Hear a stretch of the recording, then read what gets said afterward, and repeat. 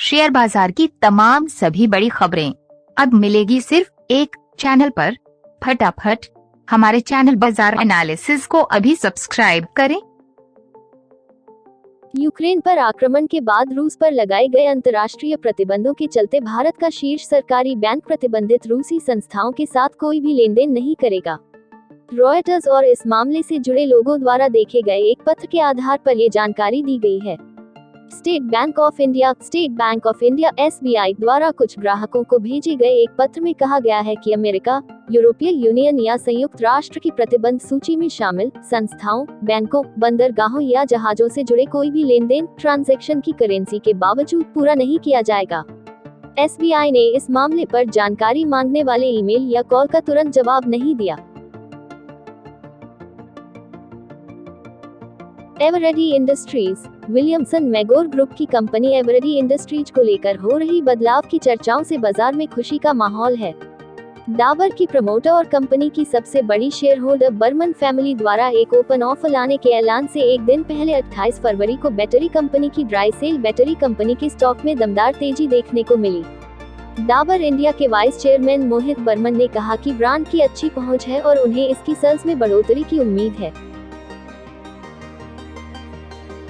अगर आप शेयर बाजार के भारी उतार चढ़ाव से परेशान हैं तो जान लीजिए कि स्टॉक मार्केट जल्दी ही सामान्य हो जाएंगे।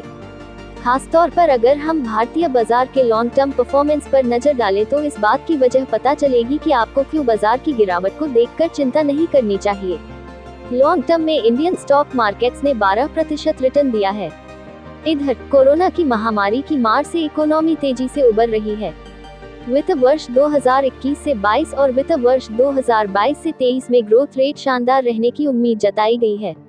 ऐसे में सेंसेक्स का 1 लाख अंक का टारगेट मुश्किल नहीं दिखता। हाल में जेफरीज के क्रिस्टोफर वुड ने सेंसेक्स के 2026 तक 1 लाख के लेवल पर पहुंच जाने का अनुमान व्यक्त किया था। ज्यादातर अनुमान के साथ एक साइकोलॉजी जुड़ी होती है। इसका मतलब यह है कि लोग बाजार के अच्छा या खराब परफॉर्मेंस को लेकर अपना नजरिया प्रेडिक्शन के वक्त मार्केट के माहौल के आधार पर बनाते हैं। अगर बाजार गिर रहा होता है तो अक्सर इस तरह के प्रेडिक्शन देखने को मिलते हैं कि सेंसेक्स कहां तक गिरेगा। अगर बाजार चढ़ रहा होता है तो हम सेंसेक्स के 1 लाख पर पहुंच जाने का प्रेडिक्शन देखते हैं। ग्लासमैन और हेसेट का उदाहरण लीजिए। जब 1998 से 99 में उन्होंने अपना प्रेडिक्शन दिया था, तब अमेरिकी बाजार में जबरदस्त तेजी थी। टेक्नोलॉजी कंपनियों के शेयर आसमान पर थे। एक्सपर्ट्स यह बता रहे थे कि बाजार को बढ़ने से कोई नहीं रोक सकता। तब डाउ जोन्स के 36,000 अंक पर पहुंच जाने की उम्मीद जताई गई थी। लेकिन स्टॉक मार्केट को इस बात की परवाह नहीं कि आप क्या सोचते हैं, वो अपने हिसाब से चलता है। बढ़ने की बजाय डाउ जोन्स साल 2000 में 11,000 से गिरकर 2003 में 8,000 पर आ गया और अनुमान पूरी तरह से गलत साबित हुए। इस बार अक्टूबर-दिसंबर 2021 के लिए उम्मीद से कमजोर GDP डेटा के बाद अर्थशास्त्रियों ने वित्त वर्ष 2022 में भारत की ग्रोथ के लिए अपने पूर्वानुमान को कम करना शुरू कर दिया है। सांख्यिकी और कार्यक्रम कार्यान्वयन मंत्रालय ministry of statistics and programme implementation द्वारा 28 फरवरी को जारी किए गए आंकड़ों से पता चलता है कि 2021 की अंतिम तिमाही में भारत की GDP में केवल 5.4% की वृद्धि हुई, जो मनी कंट्रोल सर्वे के आंकड़े 6.2% की अपेक्षा से काफी कम है। अक्टूबर-दिसंबर 2021 की ग्रोथ रेट 5.4% होना भारतीय रिजर्व बैंक RBI के दिसंबर 2021 में किए गए 6.6% के पूर्वानुमान से 120 बेसिस पॉइंट कम रही। RBI ने तिमाही के लिए 10 फरवरी को जारी मॉनेटरी पॉलिसी कमेटी के नवीनतम रिजोल्यूशन में अपडेटेड पूर्वानुमान नहीं बताया। IDFC first banks India economist के गौरा सेन गुप्ता ने कहा, वित्त वर्ष 2022 के पूरे वर्ष के लिए हम अपने सकल घरेलू उत्पाद की वृद्धि GDP ग्रोथ के अनुमान को 8.9% तक संशोधित करते हैं। ओमिक्रॉन लहर के कारण Q4 में गतिविधि के स्तर में कुछ कमी आने की उम्मीद है, लेकिन यह पिछली लहरों की तुलना में बहुत कमजोर होने की उम्मीद है। बता दें कि गौरा सेन गुप्ता ने इसके पहले वित्त वर्ष 22 में भारतीय अर्थव्यवस्था के 9.2% बढ़ने की उम्मीद की थी। राकेश झुनझुनवाला पोर्टफोलियो। दिग्गज निवेशक राकेश झुनझुनवाला के पोर्टफोलियो का एक पसंदीदा शेयर टाइटन का है। राकेश झुनझुनवाला और उनकी पत्नी रेखा झुनझुनवाला की इसमें कुल 5.09% हिस्सेदारी है। पिछले एक हफ्ते में टाइटन के शेयरों में तेजी रही और यह एनएसई पर अपने ऑल टाइम हाई के करीब पहुंच गया है। कंपनी का लाइफ टाइम हाई 2687.25 रुपए है। फिलहाल एनएसई पर टाइटन के शेयर 2556 रुपए पर हैं। इसने 2537 रुपए का लेवल तोड़ा है, जिसके बाद इसमें और तेजी आने की उम्मीद है। मार्केट एक्सपर्ट्स के मुताबिक राकेश झुनझुनवाला का यह शेयर लॉन्ग टर्म में 3200 रुपए का लेवल टच कर सकता है। जीसीएल सिक्योरिटीज के वाइस चेयरमैन के रवि सिंघल ने कहा है कि निवेशकों को यह शेयर खरीदने की सलाह दी है। उन्होंने कहा, ज्वेलरी सेगमेंट में टाइटन कंपनी की ग्रोथ लगातार बढ़ रही है। यह कंपनी सनग्लास से लेकर वॉच सेगमेंट तक है। कंपनी आगे परफ्यूम बिजनेस में दाखिल होने वाली है। कंपनी स्मार्ट वॉच भी लॉन्च करने वाली है, जिससे उसकी डिमांड बढ़ेगी।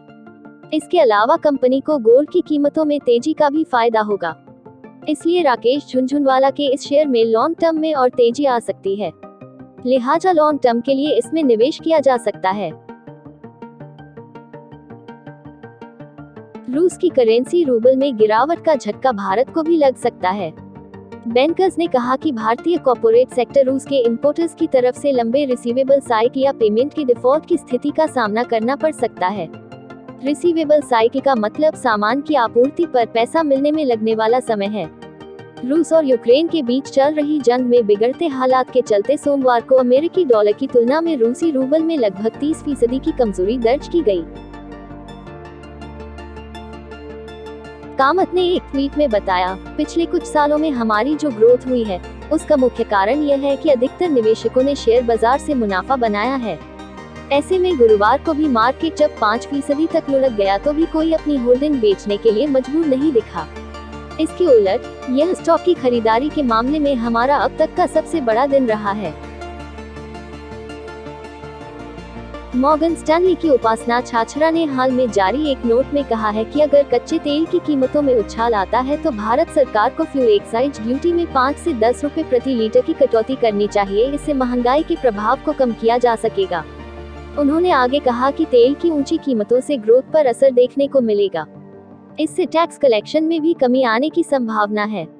यहाँ तक कि कोई अतिरिक्त राहत उपाय तेल की कीमतों की बढ़त के चलते पैदा हुए फिस्कल दिक्कतों की भरपाई करने में सक्षम नहीं होगा। मॉर्गन स्टैनली के इस नोट में कहा गया है कि ताइवान, इंडोनेशिया, कोरिया और भारत की केंद्रीय बैंक जल्द ही अपने दरों में बढ़ोतरी कर सकते हैं। भारत के बारे में मॉर्गन स्टैनली का कहना है कि भारत में ऐसा कुछ जल्द ही होता नजर आ सकता है। आरबीआई को बढ़ती महंगाई से निपटने के लिए जल्द ही दरें बढ़ाने का फैसला लेना पड़ सकता है। उम्मीद है कि अप्रैल में होने वाली पॉलिसी मीट में आरबीआई ब्याज दरों में बढ़ोतरी कर सकता है। मल्टीबैगर मेटल स्टॉक जिंद स्टेनलेस लिमिटेड सालाना 11 लाख टन क्षमता के साथ भारत की सबसे बड़ी स्टेनलेस स्टील प्रोड्यूसर है। इसका स्टॉक बीते एक साल में 177% के रिटर्न के साथ मल्टीबैगर स्टॉक के रूप में सामने आया है। पिछले 6 महीने में शेयर ने लगभग 32% का रिटर्न दिया है। एक साल पहले इसका शेयर 70.25 रुपए का था, जो अब 28 फरवरी 2022 को 194.75 रुपए का हो चुका है। हालांकि उसका 52 हफ्ते का उच्चतम स्तर 224.40 रुपए है। फ्यूचर ग्रुप स्टॉक्स कैश की तंगी से जूझ रहे फ्यूचर ग्रुप की कंपनियों के शेयरों में सोमवार को दमदार रैली देखने को मिली। इसकी वजह रिलायंस द्वारा फ्यूचर ग्रुप के 200 स्टोर्स का परिचालन अपने हाथ में लेना मानी जा रही है।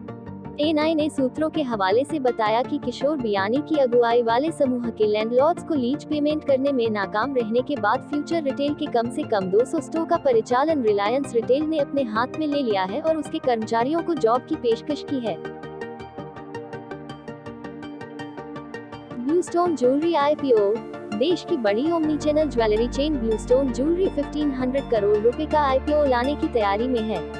इस कंपनी में रतन टाटा का निवेश है। ब्लूस्टोन ज्वेलरी ने पहले ही इश्यू के लिए ICICI securities, IIFL securities, Jefferies और JM फाइनेंशियल को इन्वेस्टमेंट बैंकर नियुक्त कर लिया है।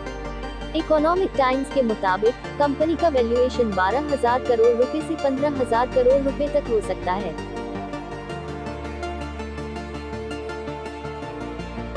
सोमवार को एक इंडस्ट्री रिपोर्ट में दिखाया गया कि देश के 8 प्रमुख शहरों मुंबई, नई दिल्ली, चेन्नई, कोलकाता और बेंगलुरु, मुंबई, न्यू दिल्ली, चेन्नई, कोलकाता एंड बेंगलुरु में घरों की कीमतों में 3 से 7% की वृद्धि हुई।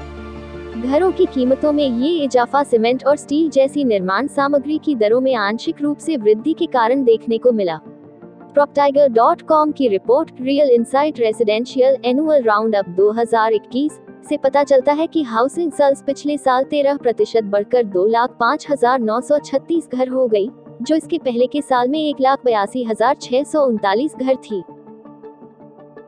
Thanks for watching. Share market से जुड़ी ताज़ा जानकारी और डेली मार्केट एनालिसिस के लिए हमारे चैनल बाजार एनालिसिस के सब्सक्राइब बटन और बेल आइकॉन को दबाना ना भूलें। धन्यवाद।